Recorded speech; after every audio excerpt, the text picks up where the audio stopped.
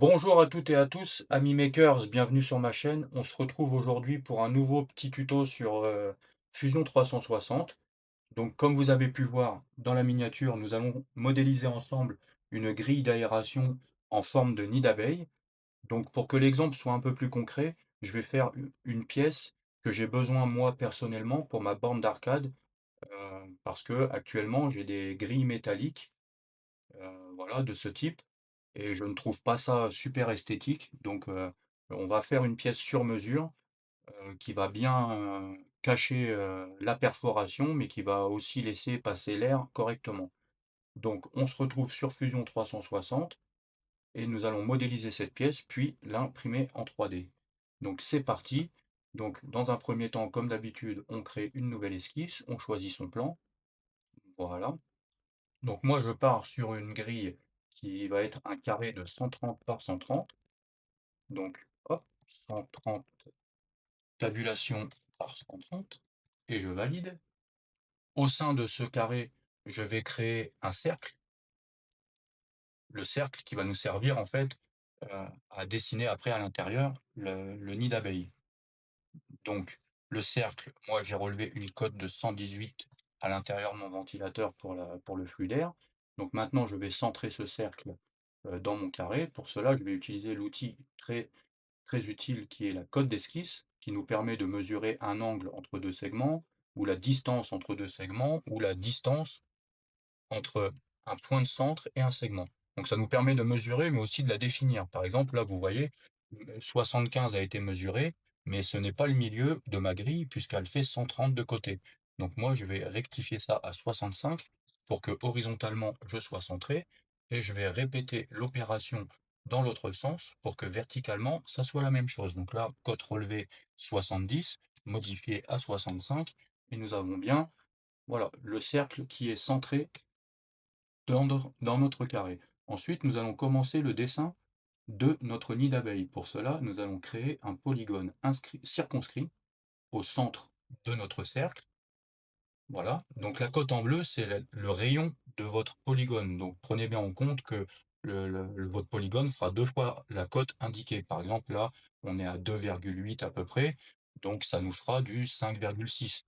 Donc moi, je pars sur des polygones de 6, donc rayon de 3 et je valide. Ensuite, je vais orienter un petit peu mieux mon polygone pour avoir un rendu mieux à l'écran et aussi sur ma pièce finale. Donc pour cela, il y a 2 possibilités. Donc dans les contraintes, nous avons l'horizontale verticale qui nous permet de mettre tout de suite à l'horizontale un segment. Donc là, en l'occurrence, ça va faire le segment, mais ça va prendre en compte tout notre polygone. Donc, vous voyez, hop, si je clique, mon polygone est déjà orienté comme je le veux. J'aurais très bien pu aussi sélectionner l'autre contrainte qui est parallèle pour contraindre donc ce segment et ce segment de mon polygone à être parallèles. Vous voyez, le résultat est le même. Donc voilà pour cette petite aparté. Maintenant, avant de passer à la duplication du polygone, nous avons besoin de 2 lignes de construction qui vont nous permettre de nous aider à à, à dupliquer donc le polygone. Donc pour créer ces 2 lignes de construction, vous avez le menu en haut ou dans créer, vous avez la ligne. Voilà, hop, donc je prends le cercle, pour le centre de mon cercle, je vais jusqu'au milieu du segment qui est symbolisé par le triangle, c'est parfait, je valide. Voilà, ensuite, je peux faire la touche L du clavier pour gagner du temps, qui donc est l'outil de création de ligne. Je fais la même chose de l'autre côté, jusqu'à l'apparition du petit triangle et je valide. Voilà, comme je vous ai dit précédemment, ces 2 lignes ne sont simplement que des aides. Donc, pas besoin qu'elles restent en ligne pleine continue, puisque à partir de là, c'est comme si on avait découpé notre polygone. Vous voyez, là, j'ai 2 formes. Là, c'est pas ça que je veux. Moi, je veux simplement des lignes de construction qui sont des aides au dessin.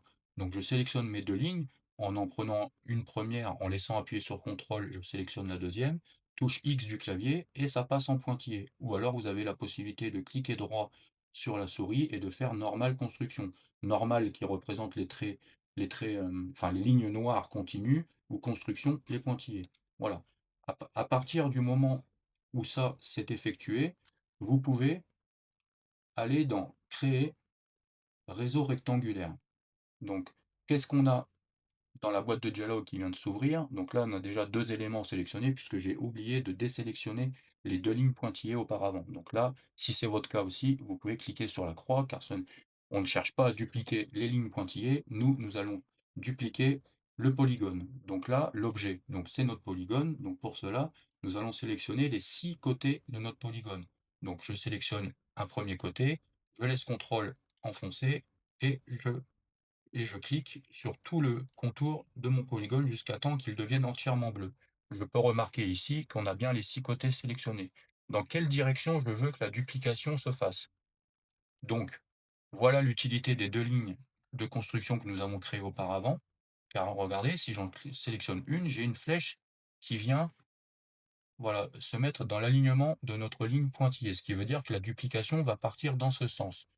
Et donc, je laisse CTRL appuyé, je sélectionne la deuxième, voilà, ce qui nous indique, voilà, 2 directions de duplication. Donc bien entendu, nous ne voulons pas aller que dans ces 2 directions, puisque nous voulons remplir tout le cercle. Donc pour cela, un peu plus bas dans la boîte de dialogue, vous pouvez voir une direction, 2 fois, puisque nous avons 2 directions. Donc si je choisis symétrie, on voit bien que là, ça part dans les 2 sens de chaque direction sélectionnée auparavant. Voilà. Ensuite, maintenant, le prochain travail va être de déterminer combien de polygones nous allons répliquer dans notre cercle. Alors pour cela, il n'y a pas de calcul. Là, c'est vraiment, on met des quantités, un petit peu à la louche dans un premier temps et on voit le rendu que ça donne à l'écran et après on jauge si il nous en faut plus, s'il faut en retirer. Voilà. Donc je vous montre ça tout de suite.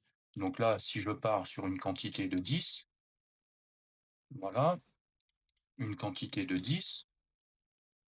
Et que je commence à étirer ma flèche, voilà, je vois que vous voyez, si je pars dans un premier sens, donc j'ai bien mes 10 polygones, incluant le polygone de base, bien sûr, et si je vais dans l'autre sens, voilà, je commence à remplir mon cercle. Par contre, ce que l'on peut remarquer, déjà, à première vue, c'est qu'il y a beaucoup d'espace entre chaque polygone. Donc là, je peux déjà dorénavant me dire qu'il n'y en a pas assez et je peux augmenter la quantité. Je pense que doubler la quantité serait intéressant. Donc là, je passe à 20 et là, maintenant, je vais continuer d'étirer mes polygones de façon à remplir mon cercle jusqu'à dépasser un tout petit peu. Donc là, on voit que en haut, ce serait bon, mais en bas, il en manque encore un peu. Donc j'étire, voilà. Là, je dépasse bien au niveau de cette direction. Voilà, je dépasse bien des 2 côtés, c'est parfait. On va répéter l'opération dans l'autre sens. Donc là, c'est parfait, je dépasse bien des 2 côtés. Donc surtout aussi pour garder une pièce parfaitement symétrique, c'est important d'avoir la même quantité de polygones sur les 2 lignes, la même distance et les mêmes paramètres, bien sûr. Voilà, à partir de là, on est bon. Par contre, comme vous pouvez voir, on a énormément de polygones en dehors de notre cercle et là, il va falloir déjà les éliminer puisqu'on n'en a pas besoin. Donc pour ça, vous voyez, il y a une case masquage. Quand je clique dessus, nous avons des cases qui sont cochées à l'intérieur de tous les polygones. Donc le fait de décocher une case supprime un polygone qui a été dupliqué.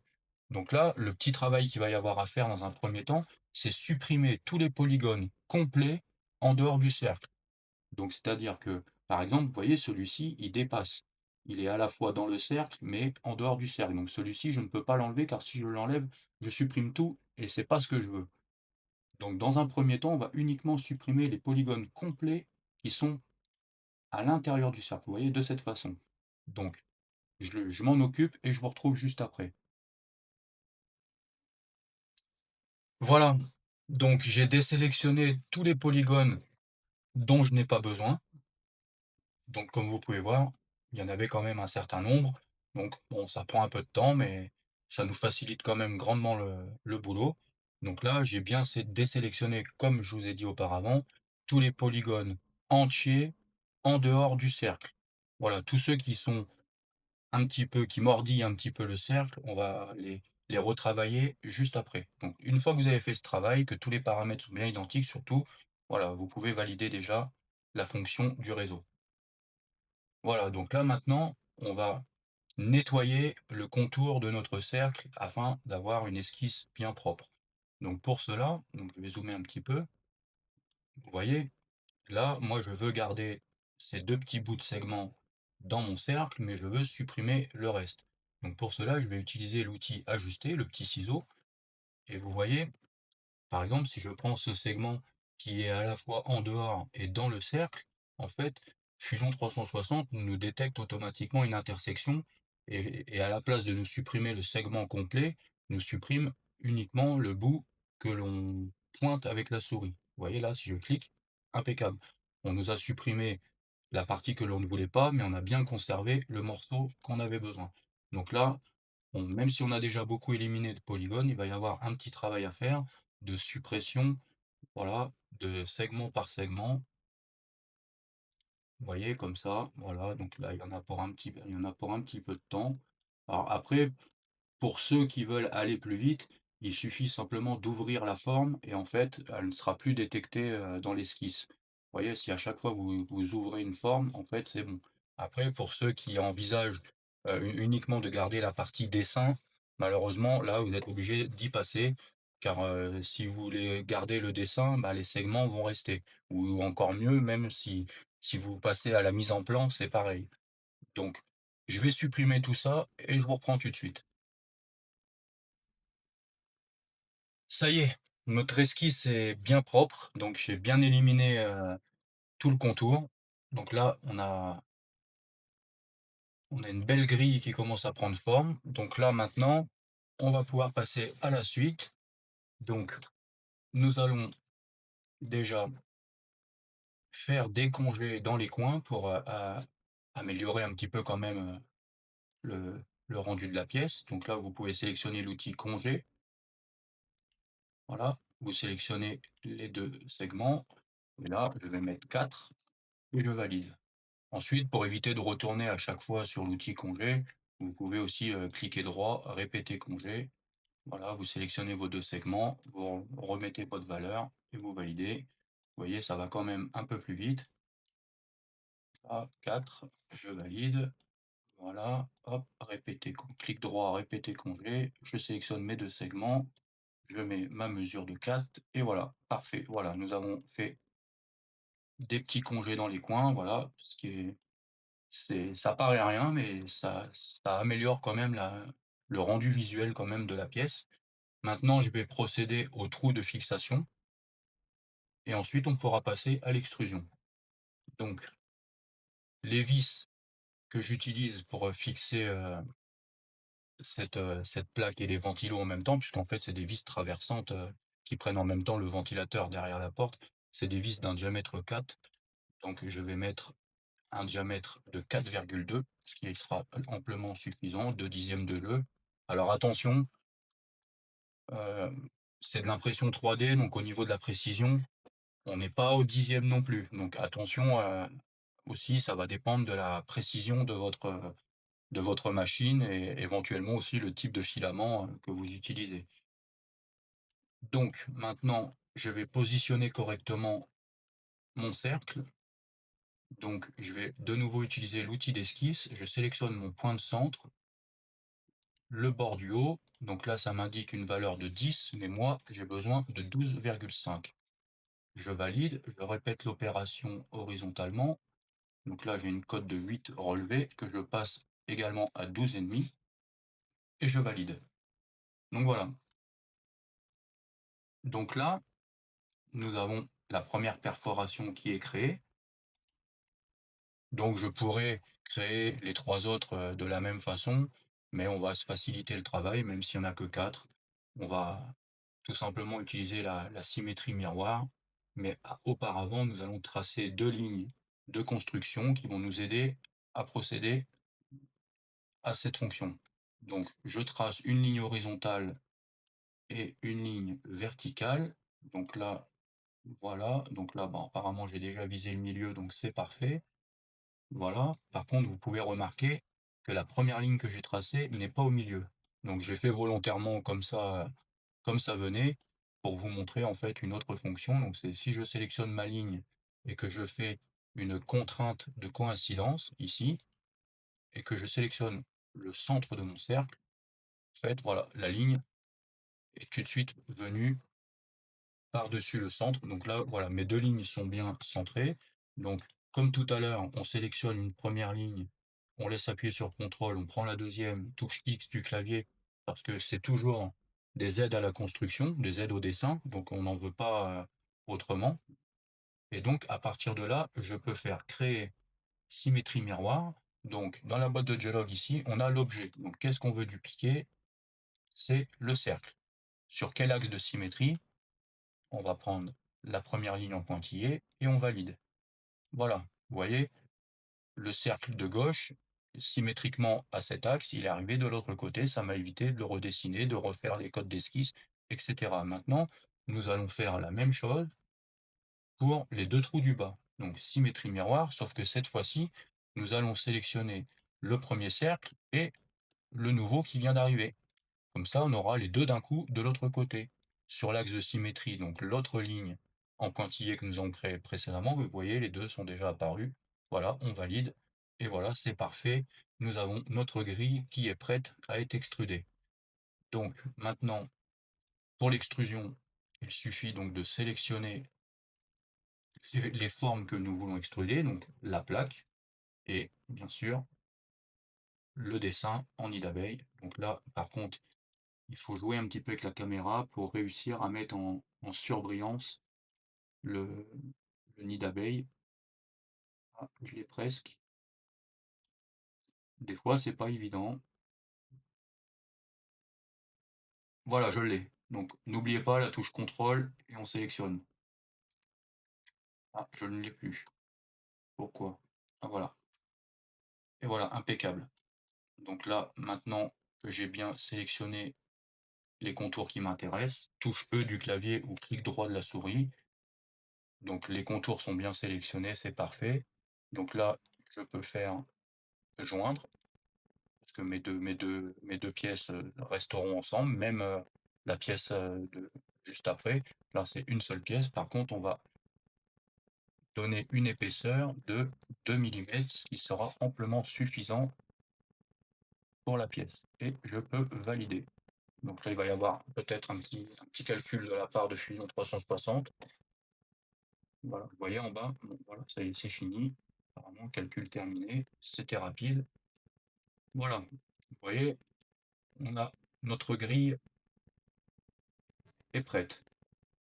Maintenant, rappelez-vous, si je vous remets la photo, moi, je vais créer une petite collerette qui va venir, épouser le diamètre dans ma porte, de façon aussi à, en même temps, à cacher, la découpe du bois, ce qui fera un meilleur rendu. Donc pour ça, donc je reprends ma conception et je vais faire une nouvelle esquisse ici même.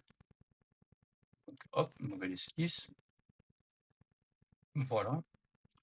Donc ici, sur le petit menu déroulant, je fais réapparaître ma première esquisse, tout simplement pour avoir mon point de centre, ce qui me fera gagner du temps pour le petit dessin. Donc là, je vais faire d'abord un diamètre de 120, voilà, qui sera l'extérieur de ma collerette. Et maintenant, je refais un cercle de 118, voilà, qui va venir en fait au bord de mon nid d'abeille, mais en même temps qui va me permettre de créer simplement une collerette de 1 centimètre, de 1 millimètre, pardon, d'épaisseur, ce qui est amplement suffisant pour la fonction qu'elle doit remplir.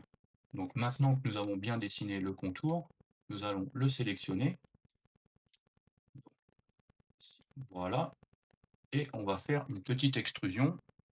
Donc on met bien joindre et en distance, donc la porte de mon meuble fait 18 millimètres d'épaisseur. Donc je renseigne 18 millimètres et je valide. Voilà. Donc là, voilà, vous voyez, donc là on va cacher les esquisses. Donc là, j'ai bien ma collerette d'un diamètre 120 qui va venir donc s'emboîter dans ma découpe de la porte. La petite collerette donc que nous venons de créer ici d'une hauteur de 18 millimètres qui va venir cacher la découpe du bois qu'on voit à travers justement la grille métallique. Les 4 trous de fixation, voilà. On est paré pour l'impression 3D de cette petite pièce. Donc je m'occupe, d'imprimer ça, donc j'ai 2 pièces à faire puisque j'ai deux ventilos à couvrir et donc je m'occupe de ça et je reviens avec vous.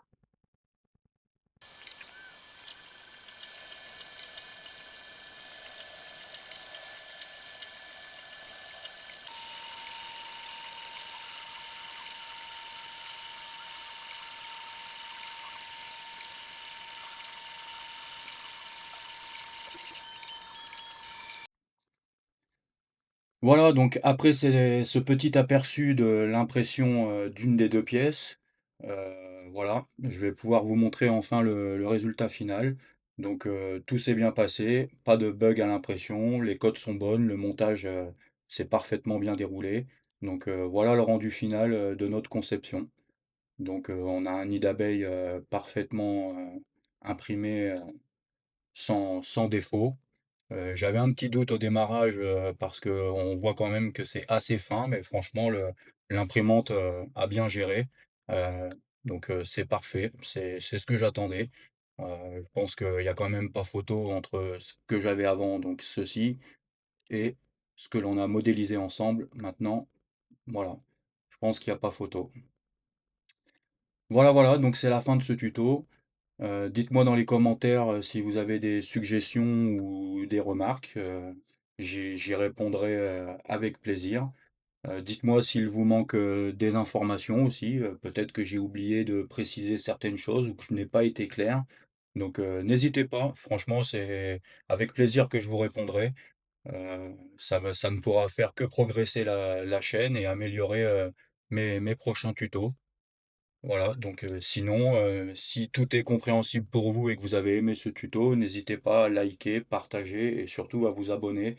Ça serait bien que la chaîne progresse, un petit peu. Donc je compte sur vous et je vous dis à bientôt pour un prochain tuto. Merci, salut la team!